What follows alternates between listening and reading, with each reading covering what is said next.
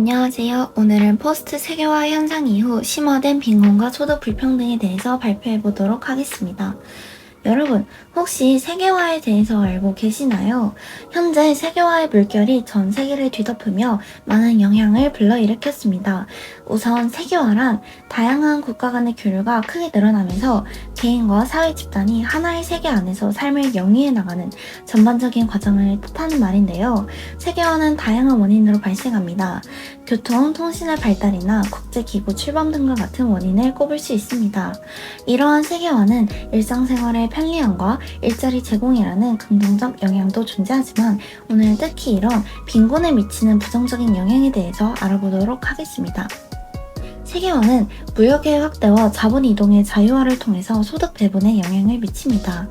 무역의 확대와 자본 이동은 국가 간 소득 분배에 영향을 주어 빈익빈, 부익부의 현상을 확대시키는 효과가 존재합니다. 또한 자본 이동에 대한 장벽이 낮아지면서 선진국에서 개발도상국으로 해외 직접 투자를 통하여 자본이 이동하게 됩니다. 이러한 자본 이동으로 개발도상국은 해외 자본 유입이 커지면서 소득 불평등에 영향을 줍니다. 하지만 개발도상국으로 자본이 유입하게 되면 개발도상국에서 숙련된 노동에 대한 수요가 증가하여 숙련 노동자의 임금이 상대적으로 상승하게 되어 소득 불평등은 악화됩니다.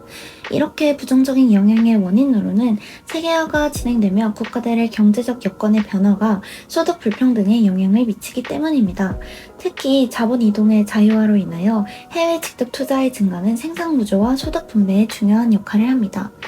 위의 영향의 예시는 우리나라의 이웃나라인 중국을 통해서 볼 수 있는데요. 중국은 일반적으로 세계화를 통해서 경제 성장에 성공하고 빈곤을 감소시킨 것으로 인식되곤 합니다. 그러나 중국에서의 경제 성장은 빈곤을 줄이는 데는 큰 기여를 했지만 역설적으로 중국을 소득 불평등 대국으로 만들었습니다. 중국은 1978년 개혁 개방 정책을 선언한 이후 급속한 경제 성장을 이루었지만 뒤따라오는 소득 불평등과 빈곤을 막지 못하였고 이로 인해 많은 문제를 발생시키기도 하였습니다. 이렇게 세계화는 긍정적인 방면과 부정적인 방면이 뚜렷한 현상으로 볼 수 있습니다. 긍정적인 방면은 최대한으로 가져오면서 부정적인 방면을 줄여나가는 게 가장 이상적인 세계화의 모습이라고 할 수 있습니다. 이제는 앞에서 언급한 세계화의 부정적인 방면을 줄이기 위한 방법을 정책을 중심으로 알아보겠습니다. 수많은 감염제와 사망자가 발생한 코로나19는 세계 경제에도 큰 타격을 주었고 이로 인해 빈곤 문제가 심화되었습니다. 국제정치학자 스티븐 와트는 코로나 이후의 세계는 덜 개방적이고 자유가 억제될 것으로 예측합니다. 포스트 코로나 사회에 대비하고 빈곤 문제 해결을 위해 힘쓰려면 코로나로 감소하고 있는 무역을 지속적으로 증가시켜야 합니다. 과거 20년부터 현재까지 무역 비중이 증가한 국가들이 무역이 감소한 국가들에 비해 개인 소득이 증가하였습니다. 하지만 무역을 빈곤 해결의 도구로 사용하려면 국가의 분배 정책이 중요합니다. 세계화 문제에 대처하기 위해 고려할 사항은 바로 상호 의존성의 강화입니다. 국가 간 밀접한 영향을 주고 일부 국가들은 국가 간 상호 의존 관계를 정치적인 무기로 사용하며 다른 국가를 위협하고 있습니다.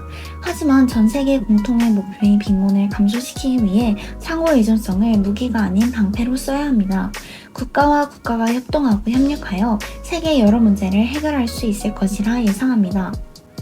코로나19와 상호 의존성을 고려하여 빈곤을 극복하는 방안을 구체적으로 이야기해 보겠습니다.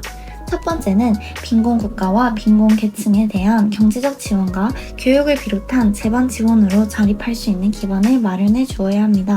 상호 의존성을 중심으로 하여 최방국의 선진국들이 적극적이고 직접적인 투자, 토지 개간 및 농사 기술 협력, 제도적 차원의 도움과 시민의식 등 다양한 도움을 줄 수 있습니다. 중요한 점은 빈곤국이 경제적 지원에 너무 의존하지 않게 스스로 문제를 해결하고 자립할 수 있을 정도의 수준을 유지하는 것이 중요합니다. 하지만 모든 국가가 세계화로 인한 빈곤 문제에 관심을 갖고 해결하려고 노력하는 것은 아닙니다. 세계화로 인한 문제점을 인식하고 자국의 이익을 위해 상호 의존성을 감소시키며 탈세계화로 나아가는 국가도 볼 수 있습니다. 그 대표적인 예시가 바로 브렉시트입니다. 2020년에 진행된 브렉시트는 영국의 유럽연합 탈퇴를 의미합니다. 트럼프 전 미국 대통령의 기후협약 탈퇴도 탈세계화의 움직임의 예시입니다. 트럼프 정부 시절 미국이 전 세계 170개국 이상이 탄소 배출 감축을 위해 노력하고 있던 파리 기후 협약을 탈퇴한 것입니다. 지금까지 세계화 이후 시대의 빈곤과 소득 불평등에 대해 알아보았습니다. 세계화의 진전으로 가난한 나라 국민들은 더 나은 삶을 찾아 선진 자본주의 국가로 이주하려는 경향이 커지고 정부의 부정부패와 무능, 분쟁과 내전 등으로 국가의 기능을 상실한 나라의 국민들도 살 길을 찾아 목숨을 걸고 국경을 넘고 있습니다. 세계화가 양날의 검 같은 부분을 가지고 있는 만큼 국제사회는 앞으로 방향성에 대해 고민하고 대처해야 합니다. 감사합니다.